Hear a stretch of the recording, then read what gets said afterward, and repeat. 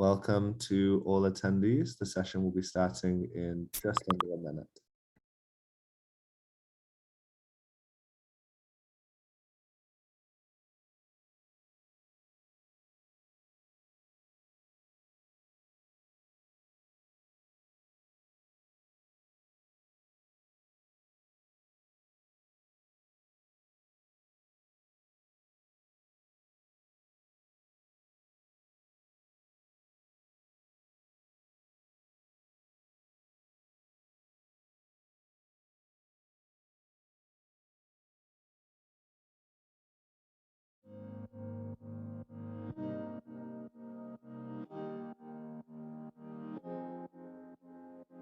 Hi, welcome to the 2021 UNC Water and Health Conference. I am Bukola Himate from the RTI USAID WASH program in Nigeria. Today, I want to recognize and give my shout out to Chi Ezene Obona, Gender Officer and Head Customer Care Unit, Abia State Water and Sewerage Corporation. Inadequate drinking water, sanitation, and hygiene often affect women and girls' health, psychosocial well-being, and mobility. Chi Ogbonna led the charge to strengthen gender mainstreaming efforts at the State Water Corporation during the pandemic through coordinating women in WASH forums. She also played an active role in developing a gender policy and adopting gender equity and social inclusion principles in the State Water Corporation's program. A big shout out to Chi for keeping gender at the forefront of WASH activities in Abia State. Thank you.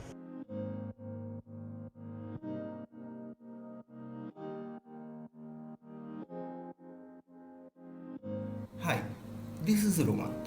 I work with Habitat, a social enterprise focused on hand hygiene, and I'm based in Dhaka, Bangladesh. I want to give a shout out to Shafkat Oren Siddika and Arshi Ahmed from the BRAC Social Innovation Lab in Bangladesh.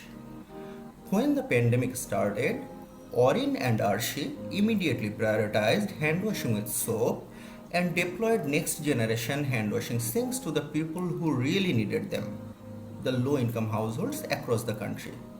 And to not let the opportunity slip by to study hand washing behavior, they are also working with us to pilot new ways for low income households to access hand washing facilities. Big shout out to Orin and Arshe for acting quickly with new solutions and during an emergency. Thank you. My name is Modern Tomoka and I work for United Purpose. I'm based in Lilongwe in Malawi. My special shout and recognition goes to Everson Kadango, who works under the WASH program as a civil technician. Through our WASH project that we are implementing in Lower District, Everson has been very instrumental in ensuring that the communities gain access to safe water even during the pandemic period. Everson has been one of the guys that were leading in repairing as well as maintaining boreholes to ensure that the communities and villages are able to access safe water. He has basically worked beyond his working normal hours and making sure that communities are able to access safe water because of his hard work. So special thanks goes to Everson for his work ethic, and that is so inspiring to the rest of the WASH program team. Thank you so much.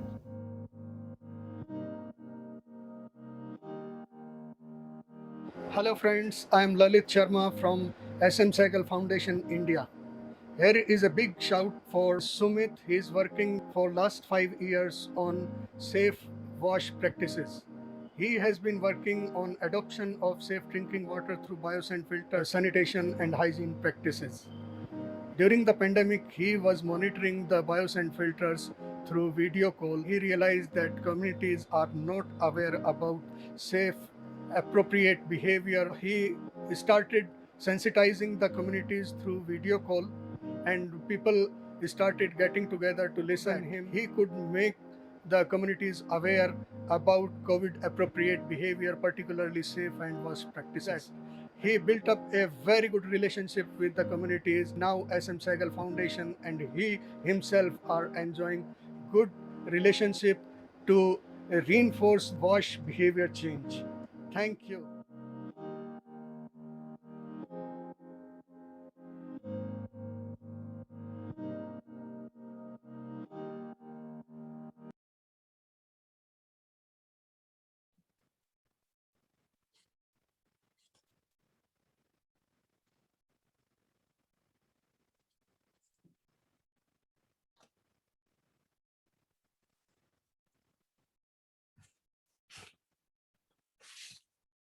Hello, everyone. Welcome to day 4 of this year's Water and Health Conference. Congratulations to everybody named in our shout out videos, and thanks very much to the people who made them as well and who recognized their colleagues. So just a few announcements before we get started with this morning's plenary. The first one is that we have translation available for this plenary panel into 5 languages: Arabic, French, Hindi, Portuguese, and Spanish. And many thanks to the Bill and Melinda Gates Foundation for making this translation possible. I also want to say, don't forget about the event today at which you can connect with colleagues and our sponsors. There'll be a networking event during lunchtime, Eastern Standard Time today on Pathable, and then an afternoon session on Remo. So please consider joining that. And this evening, we'll be holding our famous trivia night. This is a fun and lively way to connect with other attendees. It's always been very popular. So see instructions on the session page for how you can join that, and hope very much to see you there. There's lots of great content still to come today. There's going to be side events, lunch events, verbals, posters, and more. And let me also just take this opportunity to remind you that you can go back and watch all the previous sessions on the website. The recordings are all there. And in particular, you might be interested in the late early show recordings. These are quick updates, summaries on the events that have taken place during the day, and some lively conversation between various folks who were attendees at the conference. So if you want a quick update, those are a good thing to look at. There's 3 of them. A reminder that tomorrow, Aaron Salzberg will host the final wrap-up plenary, and we'll have some special guests talking about leadership in the water and sanitation and hygiene sector. And now, just before I turn to the plenary, many thanks to our sponsors for today's plenary: Bill and Melinda Gates Foundation, World Vision, and Latter-day Saint Charities. And now, onto our plenary panel discussion, which is on the question of why WASH inequalities endure in high-income countries. And it gives me great pleasure to introduce our moderator for this session, Christy Pullen-Fendinick. She is the Chief Science Officer at the Natural Resources Defense Council, NRDC, which is a large environmental NGO based in the United States. Her academic background is in biochemistry and molecular biology, but she's worked for more than a decade at the intersection of science and public policy. Her mission is to advance data-driven, health-protective, community-oriented solutions. And her work with NRDC leverages health and environmental data to advance protections for people and communities that are disproportionately impacted by drinking water contamination and exposures to harmful chemicals. So Christy, let me turn over to you, and thanks for being with us today. Yeah, thank you so much, Clarissa. It's really wonderful to be here. And we have a wonderful panel that is in store for us today. But before we get into the panel introductions, I also want to start by acknowledging the ancestral owners of the land that I'm situated on. So for those of you that attended earlier sessions, you'll have heard Aaron Salzberg acknowledge the ancestral owners of the land that the Chapel Hill campus is on, and also acknowledge the role that enslaved people played in building the campus. And so I'm located in the United States in Maryland, and would like to begin by acknowledging that the land upon which I currently reside is the traditional territory of the Piscataway people. It's also land that was tended by the hands of people stolen from the African continent to bring prosperity and fortune to colonialists on stolen land. And so I'd like to take a moment to express sadness about this history, and to give all of you a moment to reflect on the ancestral lands upon which you sit, and the losses that may have been suffered and continue to be suffered by generations of people.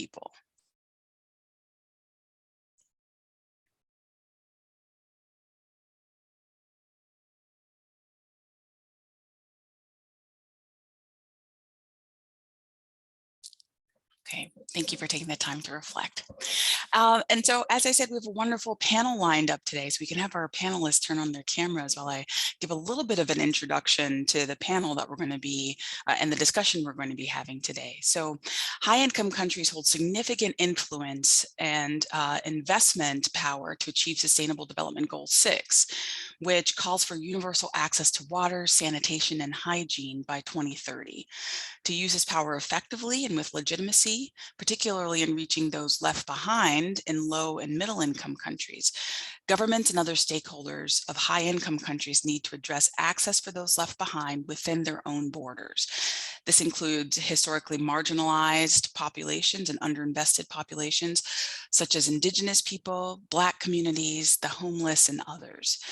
And so today we're bringing together a cross-section of perspectives on the issues of WASH inequalities in high-income countries, drawing on the experiences of social activists and community representatives from marginalized groups in the United States, Canada, and Australia. And we also have someone from another European country as well. Mikael will have to tell us to talk about the Roma population as well.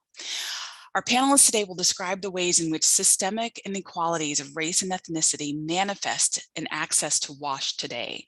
Our panel is going to explore intersectional inequalities, policy perspectives, and solutions to reach the last mile of universal access to WASH in high-income countries. These complex issues are also directly relevant to the ways in which WASH access initiatives are approached by low-income countries, where colonialism, social justice, and historic marginalization must also be addressed to achieve Sustainable Development Goal 6. So this plenary is going to draw on the parallels between high and low income countries and have context stakeholders talk about the complex global WASH sector to find ways forward in addressing systemic inequalities. And so I'm going to welcome to the floor. So we have our esteemed panelists, if you want to turn on your cameras. We have Cecilia Brooks, who's joining us by phone, which is really wonderful. Shows the importance of this call for her. So she's in transit. We're going to make sure just to give her grace and understand that, we may, lose her at the top of the hour, but really want to make sure we're hearing her perspectives. We have Jordan Payne, Mikael Zaleszek, Sherry Bradley, and Vida Becker. So I'm happy to have all of you here and to be able to moderate this discussion between all of you. And so why don't we start out? I'm just going to let you all introduce yourselves. And so Cecilia, if it's okay, maybe we can start with you. If you just take a few minutes to tell us a bit about yourself, your background, and what brings you here today and the perspectives that you're going to be offering. Hello, this is Cecilia Brooks, and I am in transit. I just wanted to let everyone know that I do feel very strongly about this topic. I am talking to you from Wabanagi territory in eastern Canada in the province of New Brunswick. And I am a member of the Wolastoqiyik community here in Fredericton. And I work with the Canadian Rivers Institute at University of New Brunswick as their water grandmother. And as the water grandmother, I work with the First Nations communities to address the local water issues and concerns by encouraging the young people who are in our communities to seek out careers in environmental management, especially with the focus on water. And I believe that this issue of clean water for Canadians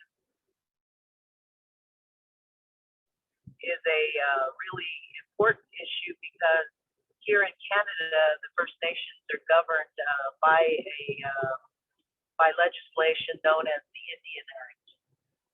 So our infrastructure, our everything really is governed by this legislation that was passed in the late 1800s and is still intact today. There have been amendments, and amendments continue, but we also continue with long-term boil water alerts in many of our remote communities. So I'm happy to join you. I will have to log off at 11, my time, so I believe it's 10 o'clock your time. But it's a real pleasure to be here, and I look forward to our discussion. Yeah, thank you so much, Cecilia. So wonderful to have you here. Let's go with Jordan next, if you wouldn't mind introducing yourself and giving us a little bit of your background. Hello, everyone. My name is Jordan. In my language, I'll say Naji Gurajan, Nayonilawal Jordan Payne. I'm a Nimambur woman that's currently on Yaru country here in Western Australia, and I'd like to acknowledge them and their people, their elders, and the resilient next generation for the country that I work and live and watch my family grow on. I primarily work for the Water Corporation, which is the principal supplier of water services here in Western Australia. Our state currently covers about just over 1 million square miles. I did a little favor of trying to translate that to the other metric system there. And I'm currently the specialist for engagement that's attached to our program, looking to deliver improved water services to numerous First Nations families across this big state. And I'm really here today because I am passionate about self-determination, equity of service, and the removal of racism from the structures that govern our lives and the critical life source that is our water. So that's a bit about me. Yeah, thank you, Jordan, for that translation into miles. So I appreciated that there for those of us based in the US and other places. Let's go with Mikhail next. Hello, everyone. First of all, it's a pleasure for me to take part in this conference and bring you a European perspective as well. So my name is Michal Zalešak. I'm from Slovakia. I work as a lawyer. I have my own practice. However, I work as a consultant for the European Roma Rights Center, which is an international NGO, and also work as a consultant for Forum for Human Rights, which is also international NGO fighting basically abuses of human rights and tackling discrimination of Roma minority. So I will talk about basically the issue of access to water in relation to Roma communities. Roma are the biggest ethnic minority in Europe, and without their own state, actually. So Roma communities can be found in almost each and every country in Europe, however, also in other parts of the world. Basically, they face mainly the same problems in each and every country, and it's usually access to education, access to housing, forced sterilizations in the past, and so on and so forth. The overlapping issue is discrimination, which basically we can see the unequal treatment when we compare the majority population in those countries where Roma communities live and the communities, the Roma communities themselves. And so basically my main tool which I use in my work to tackle this discrimination is litigation, either via class actions or individual claims with individual litigants. And yeah, we managed to get some success in the past. For example, successfully tackling overrepresentation of Romani children in schools for mentally disabled children in Czech Republic, or representing victims of police harassment. So yeah, so I will talk more about the issues Romani communities face, and looking forward to it. Thank you. Yes, thank you, Mikhail. And we've gotten a note to slow down as a moderator and as speakers. I'm going to do my best to model that. So Sherry, let's have you next.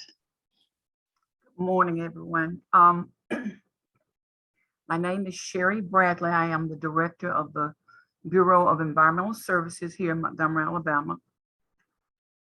This bureau regulates the installation, the permitting, installation, maintenance, and use of on-site sewage disposal systems. I've been with the department for 44 years. It's been a great career. I am very passionate about what we do. I chose to join WASH because when I look at it, this is not just a want, this is a necessity. This is something we have to have. It's a God-given right. I'm working on a project now, and I'll get into that later, but the main thing that's going on with the project I'm working on is improper wastewater disposal. That's the biggest problem I'm having right now. There are other counties in Alabama that we call the Black Belt counties where there is no access to water. And I look at it, we can't fix everything at one time, but we're working on it. We're trying to help. We're a regulatory bureau, but we have stepped outside our role to help those who need help. Yeah, thank you so much, Sherry. So clearly you started working when you were 5 years old. So we appreciate the long fight that you've been engaged in. So we'll turn now to Bitta, please. Hello, good morning. I am a member and a citizen of the Navajo Nation, which is an American Indian tribe. Some would say indigenous. The terms have changed over my lifetime. But we are located in what's called the Four Corners region of the United States: Arizona, Utah, Colorado, New Mexico. So for those of you who like Hollywood movies, the John Ford movies, the old Westerns, were shot here on Navajo land. So in my language, Yat Ebene She'e Bitta Bekarinshe, so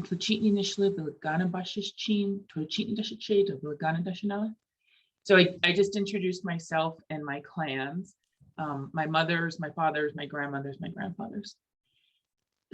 So the question is, why am I on the panel today? I am a lawyer by training, and I've been doing what I would call WASH-related work for nearly 19 years.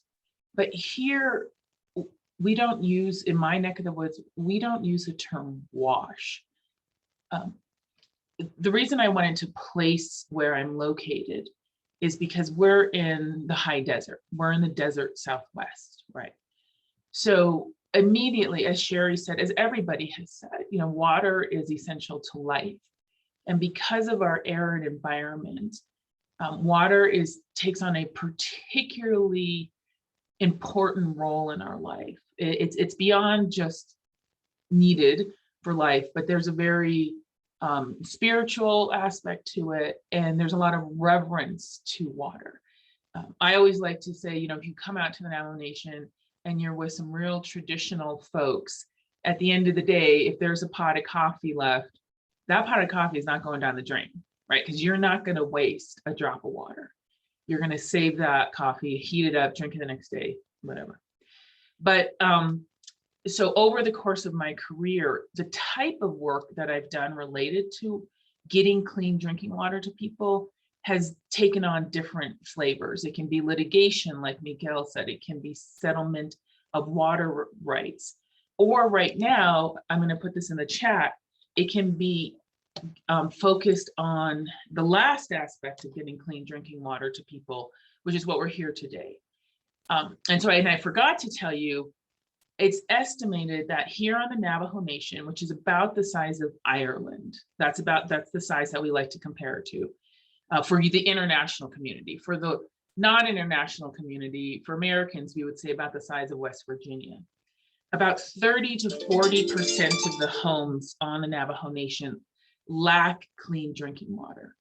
But more importantly, for Native people all across the United States and Alaska, in 2019, the US Water Alliance issued a report finding that if you live in a Native American home, you are 19 times more likely to lack piped water in your home than a white home. I think what's interesting about that statistic is not just the 19 times, but for Black and Latinx homes, it's 2 times as likely as white homes. So, there's something going on in the American system where too many people lack access to clean drinking water, but there's a special focus on Native people. And that's critical because the reason I'm working on the project that I forwarded to you over chat is because COVID-19 shined a light on that. Native American people throughout the pandemic until the issuance of vaccines in the United States had the highest rates of COVID, highest rates of death from COVID, and highest rates of hospitalization. And at the beginning of the pandemic, there was a report issued that indicated there is a correlation to this lack of access to clean drinking water. And I know everybody listening already knows that. And a lot of what I'm saying is probably more of an eye opener for Americans or first, people living in industrialized countries. So I felt the need to share that, even though for some of you, you all know that, right? You're all nodding your heads. So thank you, Christy. Thank you, Bidta. Yeah, that really segues nicely into our first set of questions here. And I also want to encourage the audience, if you have questions, to put those into the Q&A so we can make sure to incorporate those into the discussion today too. And, you've all already described a little bit the extent of the problems and the types of problems that are faced by folks in the communities that you're here to discuss or that you represent. And so can we talk a little bit more about that? So Bidta, you did a really wonderful job of already talking about the scope and scale of the problem that's facing the Navajo Nation. So I wonder if we can just expand that out a bit more to talk about some of to just describe the issues that communities are facing. And Bidta, I'll just start back with you. So that way, if there's anything that you had left over that you wanted to add to what you've already discussed, then you can do that. And then I'll move on to some other panelists. Sure, thanks. So a couple of things. The United States was very much aware of this lack of access to clean drinking water in Indian country in the middle of the last century. And in 1959, it created a program called the Sanitation Deficiency Program. And I think that's an interesting title because it's not about, the words aren't water or clean, but it's sanitation deficiency. And I think that those terms are a little confusing. And what I like to say is, I don't think anybody understood sanitation deficiency until today. And I'm exaggerating a little bit.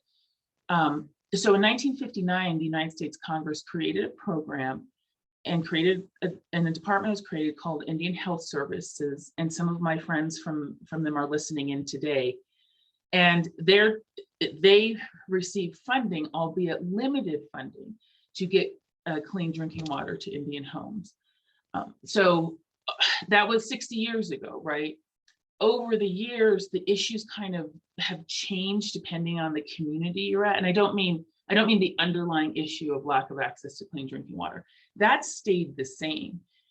What's changed is sort of, what kind of changed is how do you get the funding for that? So when I started about 20 years ago, there was a heavy emphasis on settling legal water rights to get funding to clean drinking water. And those projects, they're very, very important, but there is still a gap. So I'm making these signs because for instance, in the Navajo Nation, we signed a settlement and we got funding to build a large clean drinking water program. But the funding to connect from homes to that big system is still lacking. So you see, as we go through the system, it's kind of been a piecemeal sort of approach. And again, every area is different. Everybody on here knows this. Your clean drinking water system is going to reflect your geography, your funding, your community, your weather, so many different things. So if I was in Alaska, I'd be telling a different story.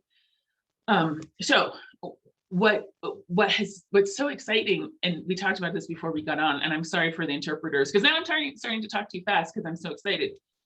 As negative as the pandemic is, it's changed the conversation in this country. So I'm on pins and needles waiting for Congress to work through their conversations, because once they pass what's called the bipartisan infrastructure plan, there will be $3.5 billion with a B to fully fund IHS. I have been told, and my friends can confirm this in the chat, I know that you're out there listening, that IHS has never been fully funded. So it's exciting because for Congress to recognize this and to say now is the time, what a change in the dialogue. Yes, thank you for that, Bidta. We're going to get to some of those financing questions in a little bit as well, but I want to turn to Cecilia again, just to make sure that we have airtime for you, since you're going to have to leave a little early.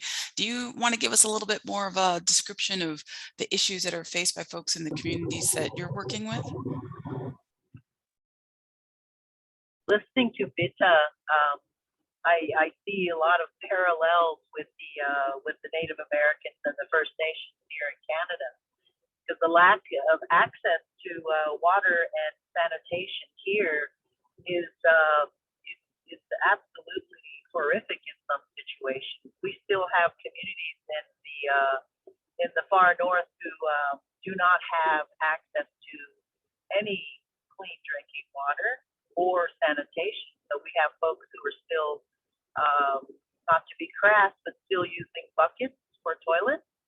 And, I've always thought, well, composting toilets are wonderful, but they don't even have the capacity to do that at this point. And because the legislation known as the Indian Act is still in place, there's a lot of loopholes, I guess, that we have to go through in order to access the funding and get the support. And the government of Canada is responsible for taking care of those things for us due to the act. But I think the last election they made promises that weren't completely kept, but I have to give them credit that they have managed to lift a little more than half of the. There was about 162 long-term boil water alerts in the community. So we have 652 communities, and 162 were under boil water alert. And now we're down to 77. So it's an improvement. And I hear Bidta talking about the some of the silver lining around COVID and the possibility of having the IHS fully funded finally. And here in Canada, we experienced some revelations back in the spring in May. There's a tragic revelation of finding unmarked graves at the residential schools. And although that was an extremely difficult and triggering event for many of our residential school survivors, that triggered also other things within the government and within Canada is the sudden change in their tone about wanting to try to help the First Nations people and to follow up with the Truth and Reconciliation Commission's calls to action. And those calls to action will trigger other actions that my hope is that water and sanitation services will again be dealt with at that point. The problem right now in Brunswick, where I am, is that we do have a couple of long-term boil water alerts that they're not going to go away because of the systemic racism that was involved in even just the laying of the outflow pipes for the sewage was placed upriver from the intake of surface water for water. So we have to literally swap those around. And, those are things that they didn't really think about. I suppose they didn't care. And now we're running into growing communities that do not have the access to the clean water. Yeah, thank you.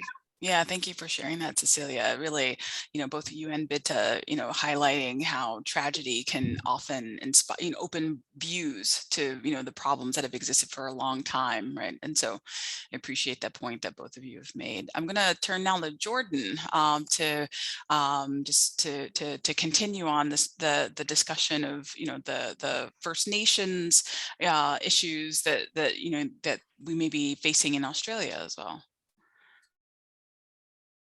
Yes, thanks, Christy. It's very similar to other First Nations experiences, which is really interesting. I think globally it says something quite interesting.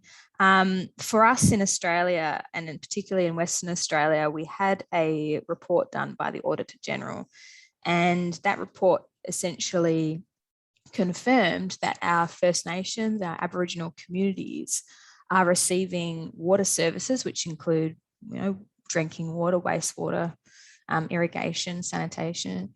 Their water services are not actually meeting Australian standards.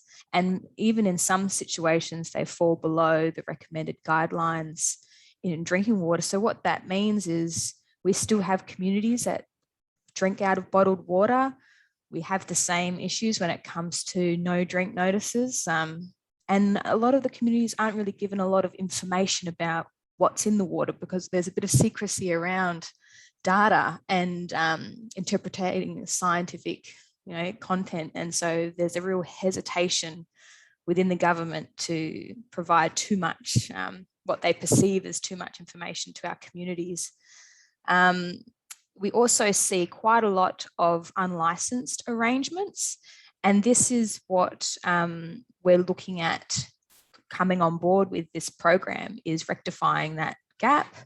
The government acknowledges that these arrangements are not delivering for our communities, and they've committed to funding the principal supplier, being the Water Corp, to actually take on those services and bring a lot of those communities up to the appropriate standard.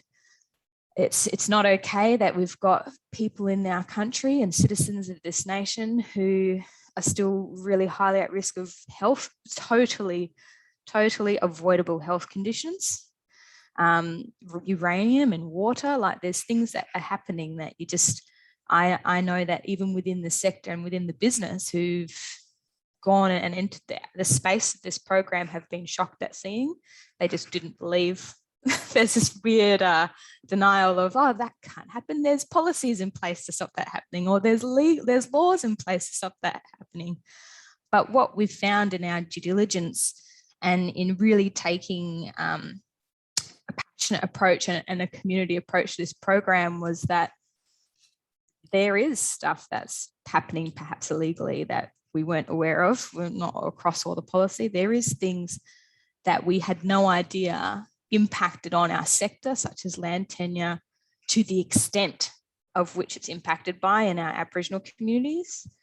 And it caused a lot of internal reflections, to be honest. And one of the biggest kind of challenges is the fact that the funding, and when we look at the funding and entering this space to help bring those better services, you almost have to do a mirrored approach of as much work that goes external to deliver that service to the community, the business itself has to do some reflection and invest in itself and invest in roles and resources and knowledge building. And that was something that wasn't really expected when we started out, because we thought we were the experts. And it's been a great humbling experience for the sector. In terms of the implications to our people, we've uncovered systemic racism, we've uncovered entrenched poverty models. We've looked at how the regulation really doesn't account for cultural perspectives or views or rationale. So when you try to explain, well, we're here to do this service, we're trying to do some good here, we're here to do this service, the rationale of why we're there and what we're delivering on a human right, essentially, and on their land as well, it doesn't fit their cultural views of water and access to water and their right to clean water. It's not a service, it's a right. And so navigating that has been a really growth opportunity, I think, for many of us. Yeah, thank you for sharing that, Jordan. I think that this pivots, I'm going to pivot to you, Sherry, to talk a little bit about the issues that folks are facing in Alabama, right? If you're in this place in which you would expect, again, we should be expecting that we would have water services everywhere, that, again, knowing that water is a human right, we should have that ability to have it. But, really thinking about, what's happening there, in the counties and communities in Alabama and the issues that they're facing there as well. Well, about 4 years ago, I decided to get involved with a county called Lowndes County, because the name was heard throughout the United States. It was broadcast internationally that there's sewage on the ground everywhere. And so I decided to step out my regulatory role, and I started making at least 2 to 3 times a week, start making visits to Lowndes County. And sure enough, about 80% of the rural areas of Lowndes County, when people flush their toilets, it goes on top of the ground. Now, there's not a water problem because Lowndes County has a county-wide water system. So what has happened, the people that had well waters before, what I'm seeing now sometimes is the outlet from the toilet going into the well. So what is that doing to the water source? They're contaminating the water source. Okay. My goal was to bring about on-site sewage systems that could be affordable, but a program that's also sustainable. We finally figured it out because of USDA and a grant that was funded to us. We're going to do at least 100 to 175 homes just to show the local officials this can be done. Because this problem, I've been hearing about this problem now going on 20 years, and nobody did anything about it. So I said, okay, let me show you how it's done. Let's build some infrastructure. Let's get some money in. And we'll talk about, when we get to finances, we'll talk about the money part, because that was very interesting. You know, we talk about discrimination, but when you look at Lowndes County, that's 90% Black. Every position held is held by Blacks. It's probate judge and et cetera, et cetera. So where is the money going? It gets into political problems, but it gets into what I call self-discrimination, Black on Black, it's a problem. Anyway, we have started installation of systems. We're using what we call the Fuji Clean tank. It's from Japan. And we're also looking at changing our on-site rules to welcome surface discharge of treated sewage. Now, there are states, Pennsylvania, Ohio, Virginia, Alaska, they already have surface discharge. We had to figure out a way to clean up the effluent before it goes on top of the ground. And we have been pulling effluent samples.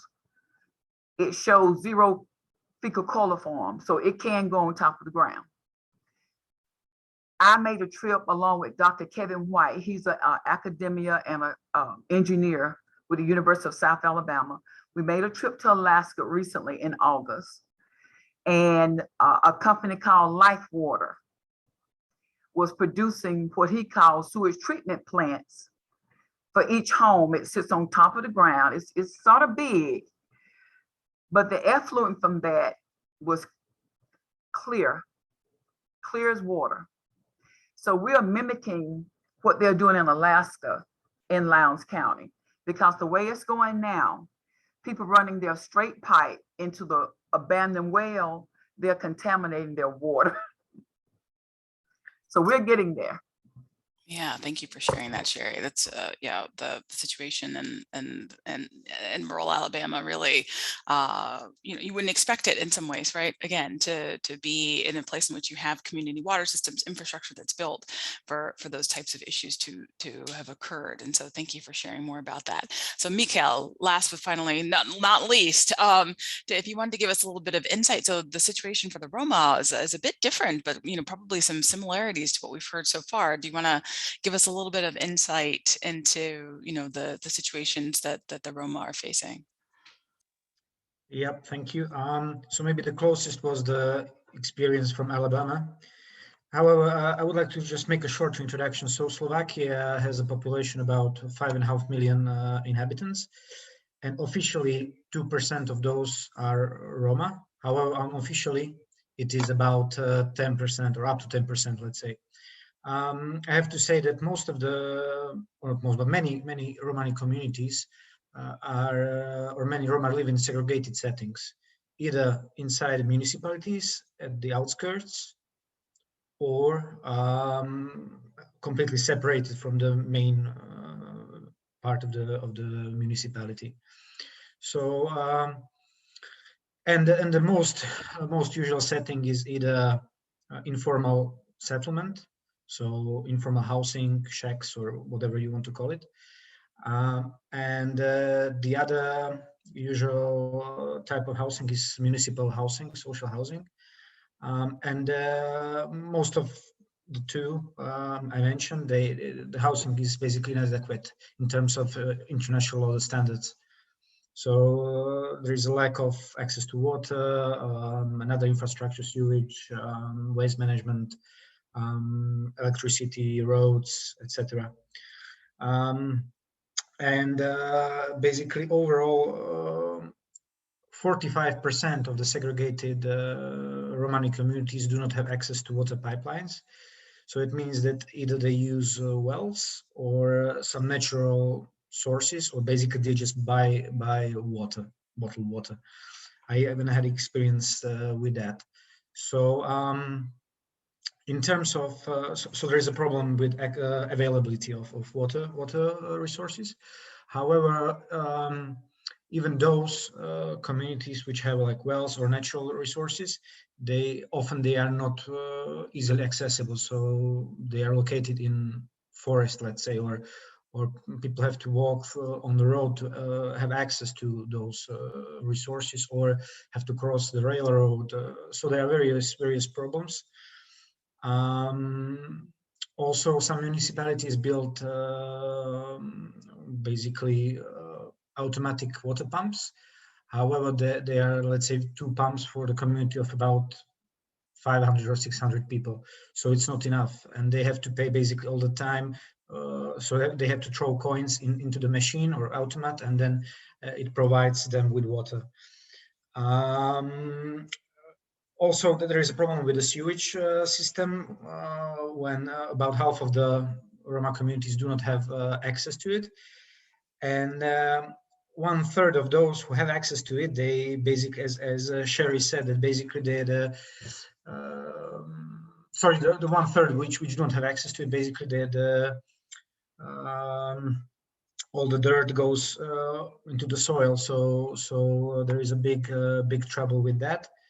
And the last thing I would like to mention is the problem with waste management, when dozens of municipalities do not have proper waste management. So basically the waste is not taken away from them, and many communities are located next to the waste dumps, which is also dangerous in terms of their health, and also dangerous in terms of potential pollution of water.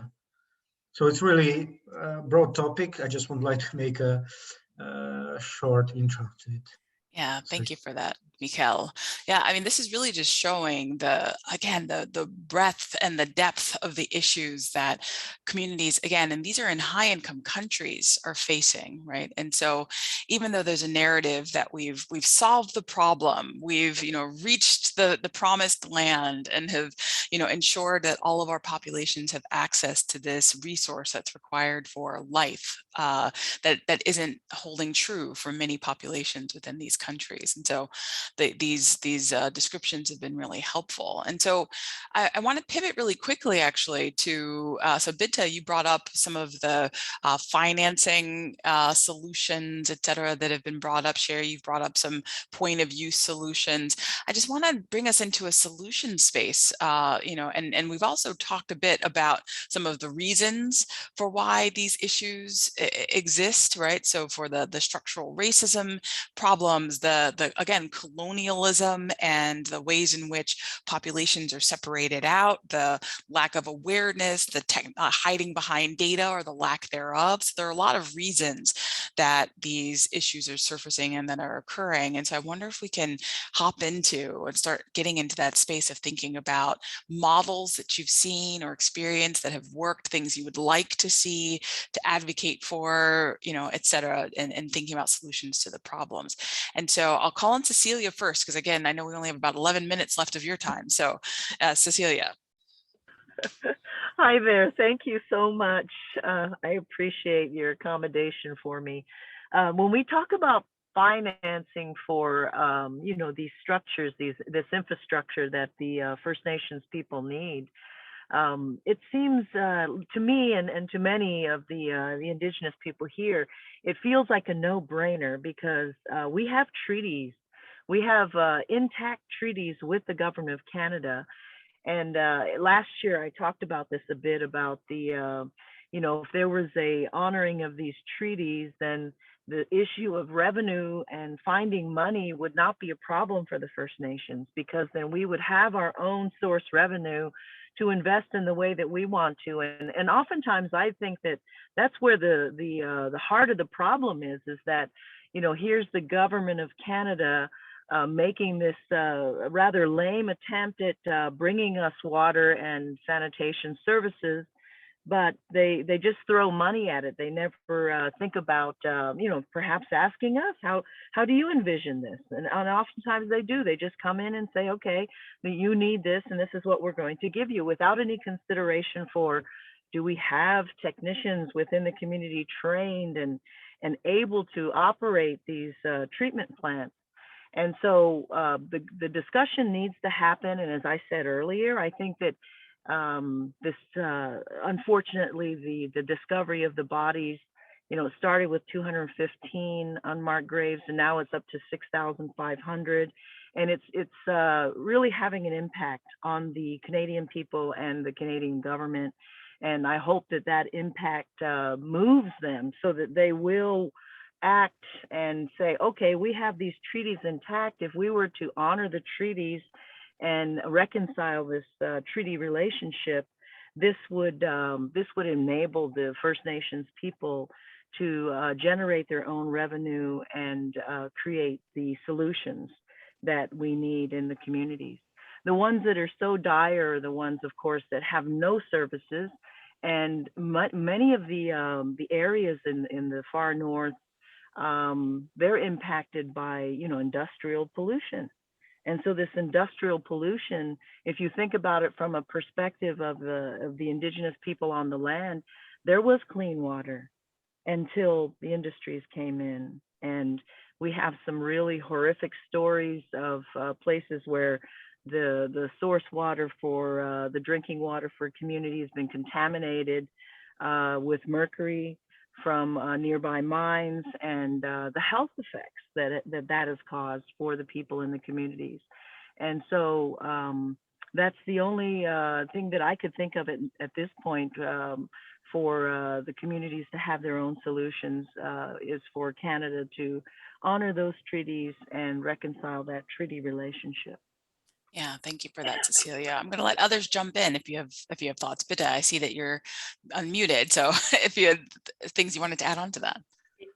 Yeah, as Cecilia and Jordan have both said, there's so many similarities between Indigenous populations across the industrialized country. The reason I popped I unmuted was because I think the question from Gian, if I said that name correctly, is related. And Gian is asking, by listening to all these very important contributions, a question comes to mind. In high-income countries, is poor access to water and sanitation of specific populations an issue to be addressed directly, or is it better addressed indirectly?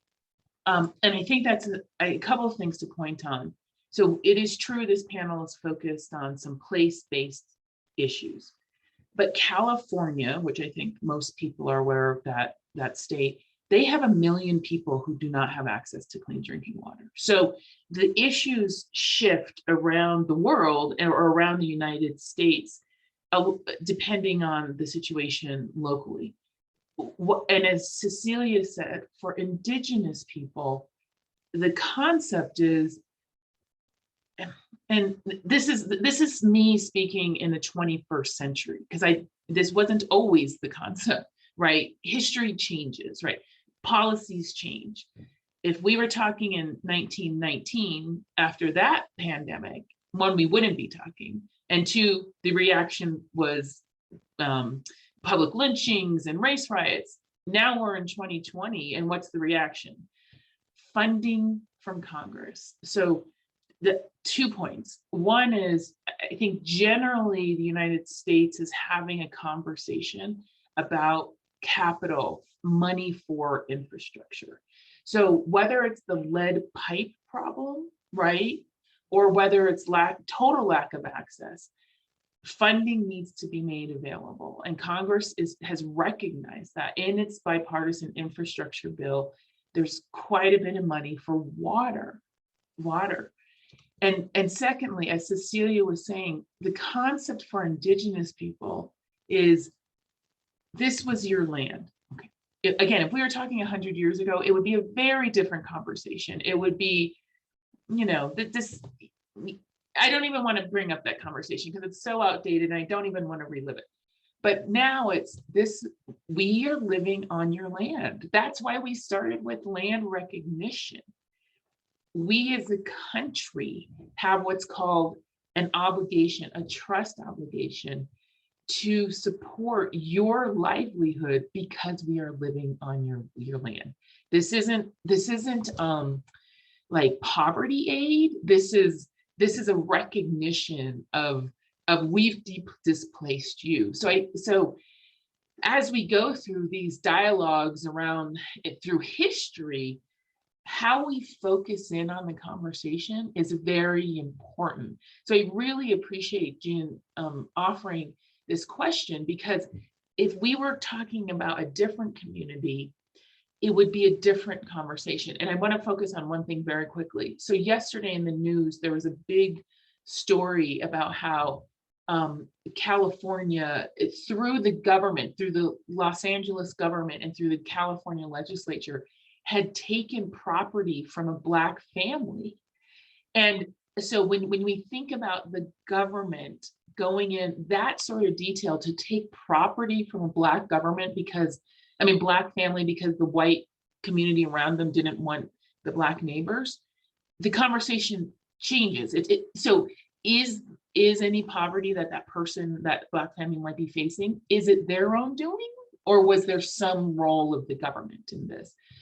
So we have to peel away the structures to really get to the root of what the issue is. And I'm focusing on this because this is a new era where there are so many people who have a position to speak on these issues. That's what I think why we're having these conversations now, because, and I give credit in this country to the young people, because what I hear them saying is, Mom and Dad, you raised me and told me we live in a fair and equal society. COVID hit, I learned something totally different. And I'm gonna speak up. And I love young people because they have the passion, but they don't have the solutions yet, right? Because they don't have the gray hair, they don't have the scars, they haven't been through the tough battles.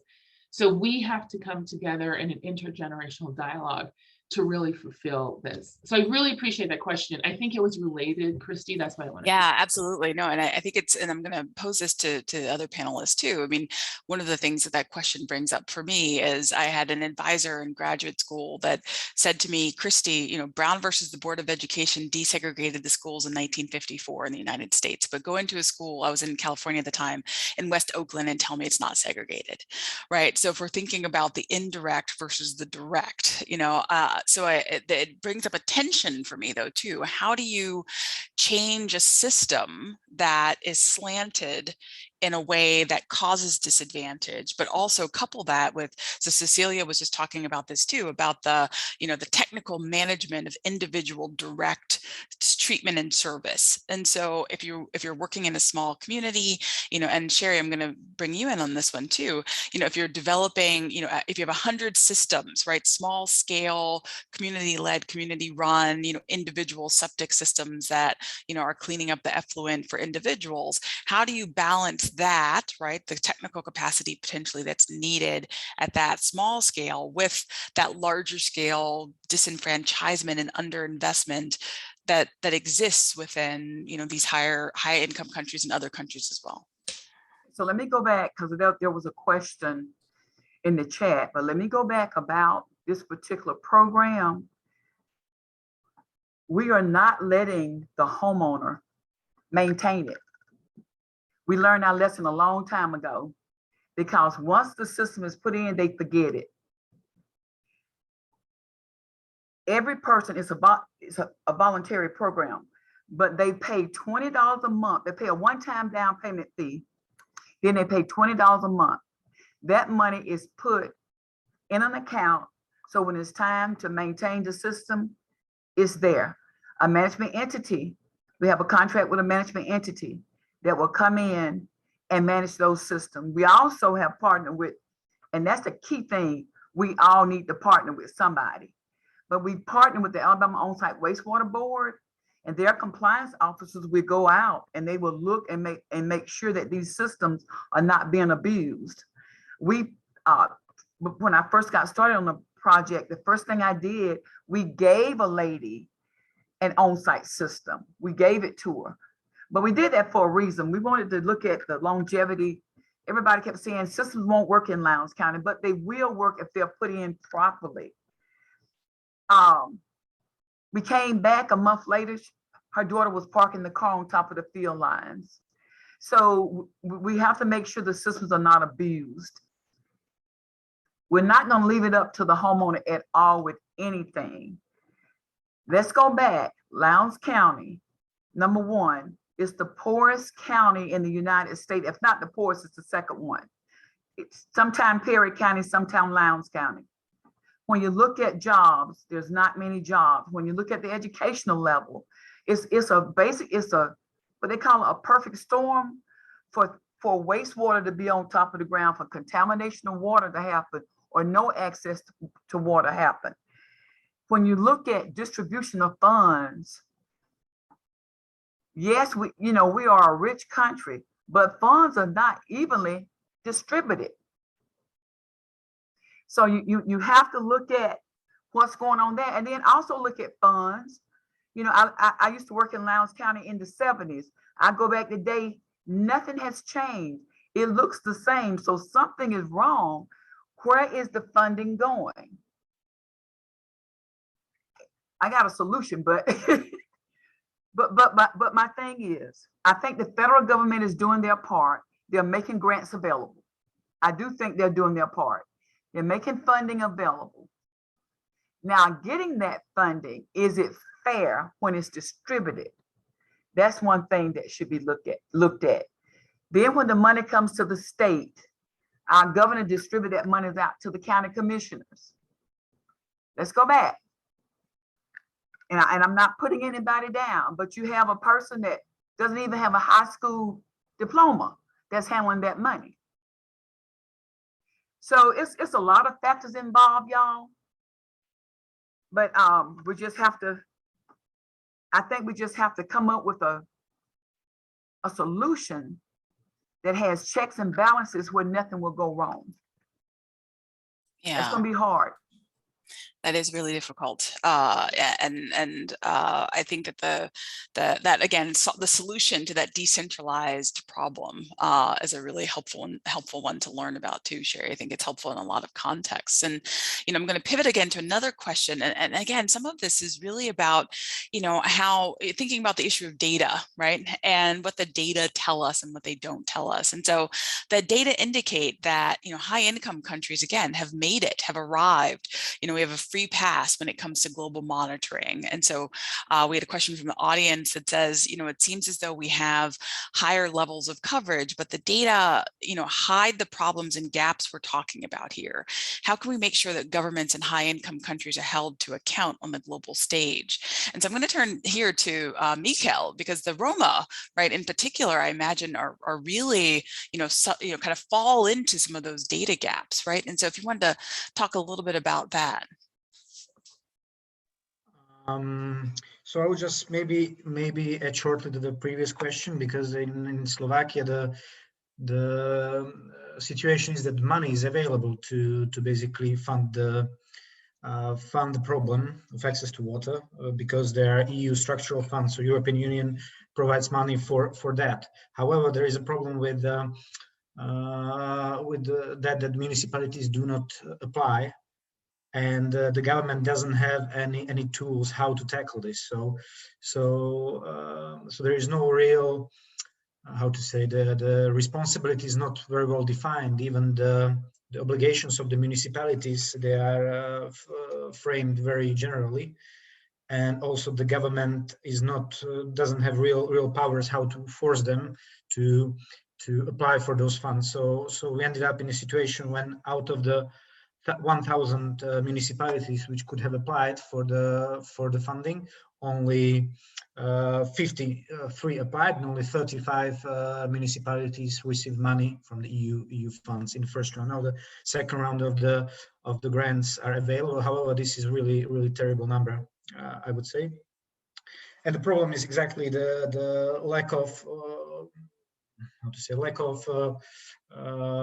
or ambiguous nature of the responsibilities, and basically it's like a hot potato. So the municipalities do not want to act. However, the government doesn't want to interfere, and so we would need really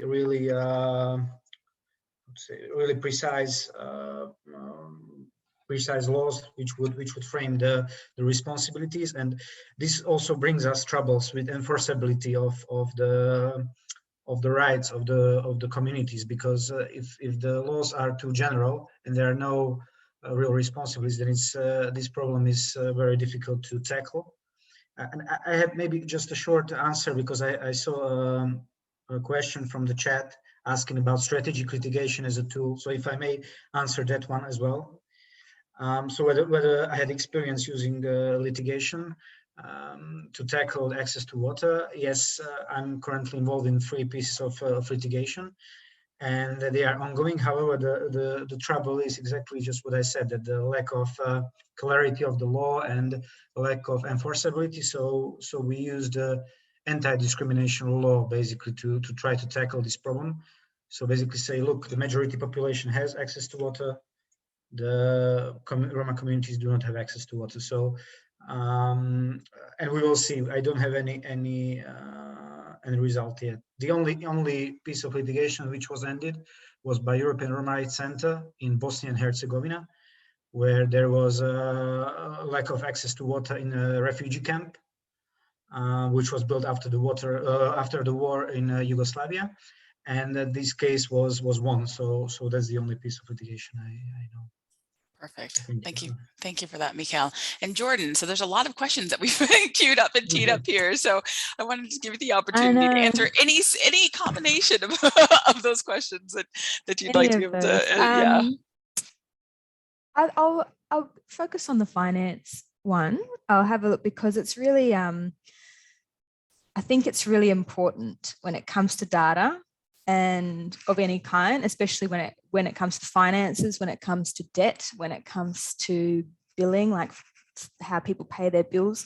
It does matter who actually interprets that data to then inform the programs and informs that. And that what I've found in my work here is that if there isn't cultural competency within that person interpreting the data, they sometimes make correlations or difference that aren't actually accurate to what's happening. And I'll give you an example. So we had collected data across like hundreds of Aboriginal town-based communities, and we could see within all of these communities that the debt level associated with water and paying water was just huge per person, talking about $19,000 plus per household. It's crippling, the amount of debt that would exist if they were to be billed for that amount of money. So when the teams went in and they collected their data and they were like, oh, when we introduced this measure, people billed, we saw the water bills go down, the debt goes up. Or when we use this smart meter to tell us where the leaks were and we were able to get to the leaks, then they weren't sure why all of a sudden water usage was going up. Because there was a huge lack of actually how these communities functions, and the fact that many of the households' disposable income was impacted by government policies, was impacted by what kind of local employment they funded, that they actually created, the government themselves were creating entrenched poverty, and it followed the 4-year election cycle here. So the funding was never secured for long term. So you found that it really directly and disproportionately impacted on the income ability, like the earning capacity of these communities and these people. And so they were making this strange correlation between water, that they just weren't educated enough they needed more water education on how to manage their demand and where to use their water, instead of looking actually at the government policies that were creating the environment of low income. So yeah, I think that for us, we actually flagged that, and my team and I, and it's changed the model. They're reviewing it, and what we're starting to do is more of a holistic approach when it comes to our planning in particular. So before we even go into, we've implemented like a scaffolding approach. So we've separated our work and our billing, so our work and our finances, into like a really closely boxed phases. And up in the very front end of that phase is always consent and informed decision making with how they want to, as a community, deal with this. So for example, with our work, we siloed investigations, data collection, and due diligence and testing policy rationale. And we siloed it into this phase called the listening and learning phase, because we recognized we actually didn't know a lot internally. You know, we were relying very heavily on our Aboriginal expertise rather than the system itself being fully equipped to respond to it.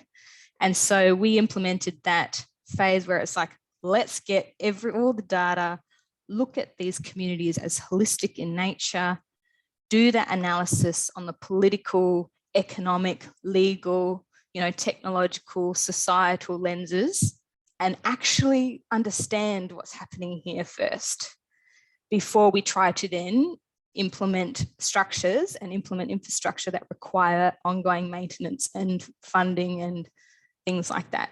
So we had to recognize first that there was a such thing as entrenched poverty. I mean, we know that as blackfellas, we like to say, we know that happens, but they had to also acknowledge that the government was participating in the restriction of self-determination, and that the cost burden for the maintenance probably didn't make sense to even bill these people, because we were entrenching them in poverty. So it was like, well, we've committed to have people not worse off from us having been there. And so if we come out of this investigation and we model out the finances and model out the infrastructure, and it's just further adding to the financial burden of these communities, we're not going to charge them for water. So that's a commitment that we've made. And it's really because you have to acknowledge power and privilege, and the fact that governments own so much of this land in these communities. They own the assets, and they have the power to choose not to pay their bills. They have the power to just write off the debt. But the moment you transfer ownership to these communities and to these households, all of a sudden they're in the free market. All of a sudden they're at these higher rates. They don't get the privilege that we get in government to just not pay it. So that's my sense. Yeah, no, thank you for. I would say that's at least 10 cents worth. So thank you for those comments, Jordan. I think that power and privilege one is a really important one, right? And so what the last year or so has brought to the world, the last 2 years. Again, we've talked about the COVID crisis in so many ways, throughout this conversation, is the bringing to light the things that people that have been suffering from these, the crushing debts or the issues associated with poverty and racism, et cetera, to the forefront of other people's minds. And there is at least a conversation now about that acknowledgement of power and privilege. And so, I think that the work today is, different in some ways than it would have been 5 years ago. And Bitta, you've brought this up in a lot of your comments as well. And so I just appreciate you bringing that up now too. And so we're coming close to the end of this panel. So I just want to make sure that, so I have one more question, and then we'll have a very short wrap up from, final thoughts from all of you. But, one of the things that's been coming up for me is that, we often tend to think about water as being hyper local, right? The situations that are happening are very specific to those locations, and that's come up in a number of your comments. But there are also some common threads that we've been hearing throughout the discussion today. So I wanted to just ask all of you, what are some of the things that you would most want the audience to leave this conversation understanding about the WASH issues in your communities and how that may relate or not to others? And I'll start with Michael at the top of my screen. Thank you. So just maybe quote one important document, which is a UN Committee on Economic, Social and Cultural Rights, General Comment number 15 on right to water, which explicitly emphasizes that water and water facilities and services must be accessible to all, including the most vulnerable or marginalized sections of population, in law and in fact, without discrimination on any of the prohibited grounds. So that's one important thing.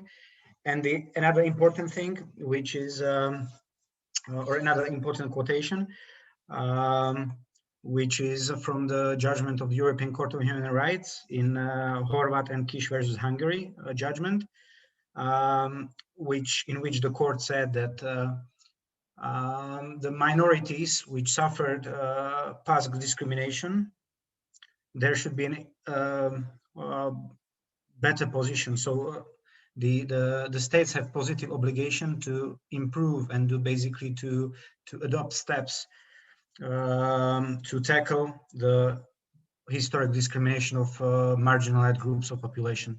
So I think those are the two issues which are very important, and all of us should bear in mind in relation to this topic.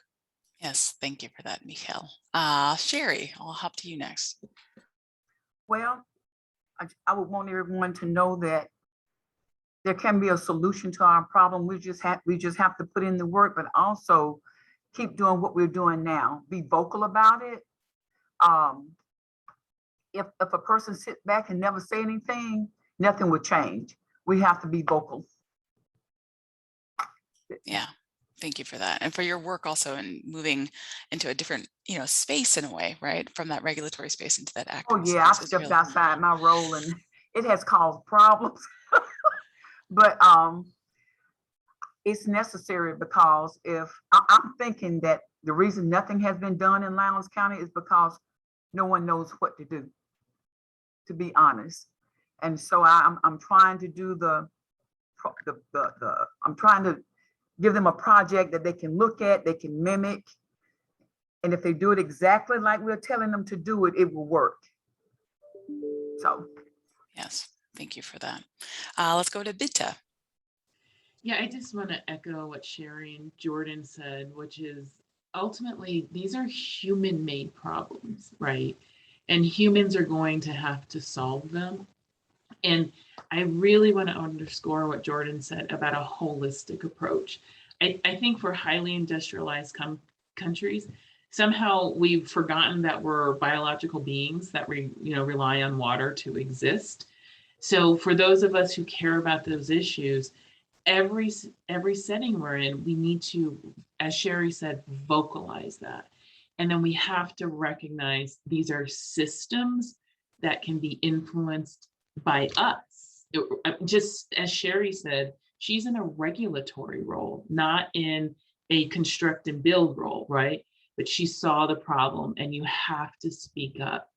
So many of us are in mid-level bureaucratic roles, and we feel like we don't have a voice. We do.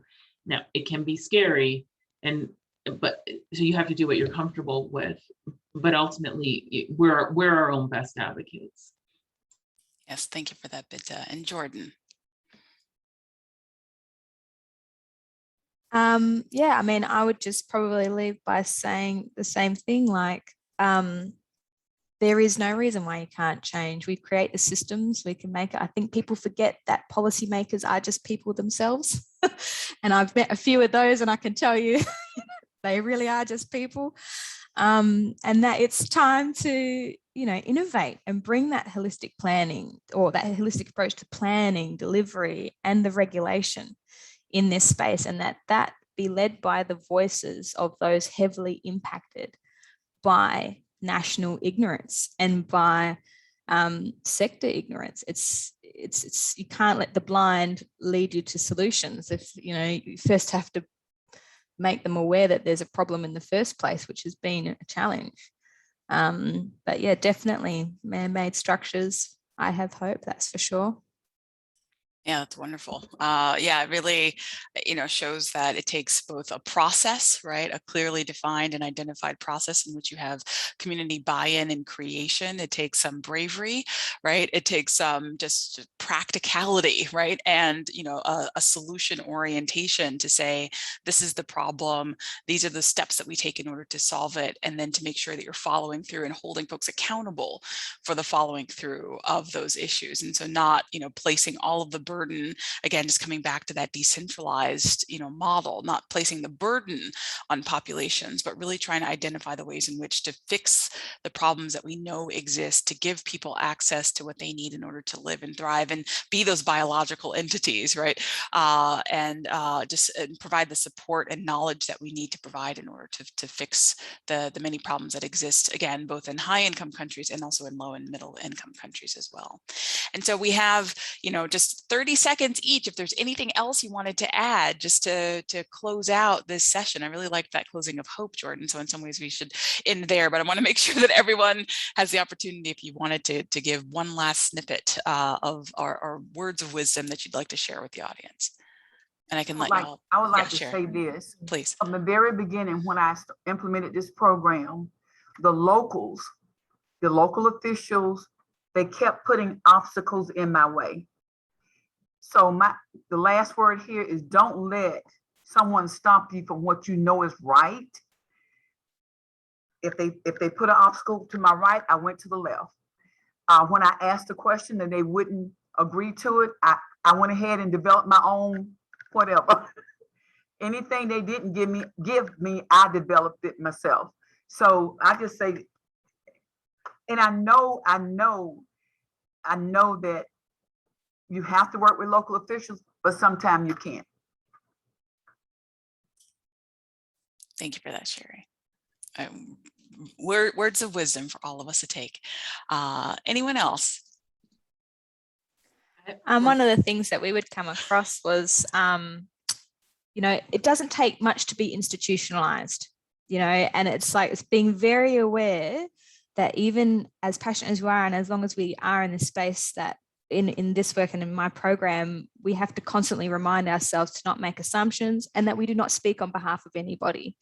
And so even if we are Aboriginal people, it doesn't mean we understand the voices of Aboriginal people at that local level. And having that humility, having that thirst to learn, and not letting ego get in the way. You shouldn't be scared to hand over power. And if you are, then that's an indication of a problem. So, don't be frightened by leading from the back. Thank you for that, Jordan. So we've heard, tenacity from Sherry, humility from Jordan. Vida, Mikkel, any other closing thoughts on this? I'll give Mikkel the last word. Because as an American, now is our moment. Do not run from the pandemic. Embrace it. Embrace the uncomfortableness. Take the light that it's shining. Take this moment and move with it. Because this is a once in 100-year opportunity. It's both frightening and exhilarating at the same time. Thank you for that. And Mikkel. Yeah, so my hope is that if there will be the same conference next year and we will participate, then we will all come up with one positive thing one positive good example or good practice which we experienced during this year, and we can start with that next year.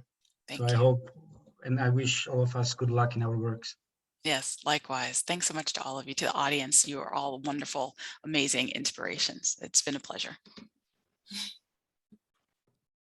Thank you so much. What an inspiring conversation. This was fabulous. I thought it was terrific that it ended on a note of hope and challenge, that we would come back and revisit this next year. Particularly the idea that now is the moment to be taking action on this. So thank you very much, Christy, for your wonderful moderation of that panel. Thank you very much to the panelists for bringing their passion about this. Thanks to Cecilia for connecting from her car. It was a really terrific conversation. There's also a very dynamic conversation going on in the chat with lots of links and resources. So go and take a look at that. And I hope we'll be able to save that chat so that those links will be preserved. But there's some very good things in there. I just want to say thanks again to the sponsors for the plenary. I don't know if we have the slides. Cody, are you going to put the slides up? No, I don't think we have the slides, but I'll just mention again that the sponsors for the plenary were the Bill and Melinda Gates Foundation, World Vision, and Latter-day Saint Charities. I'll also remind you again that tonight we have trivia night. Don't forget to join that. It's always a lot of fun and a way to really interact sort of in real time with your colleagues and co-attendees of the conference. Don't forget to join us tomorrow for the final wrap-up plenary, which will be on leadership in the water and sanitation sector. And I think we'll touch on many of the themes that we've heard during this panel conversation.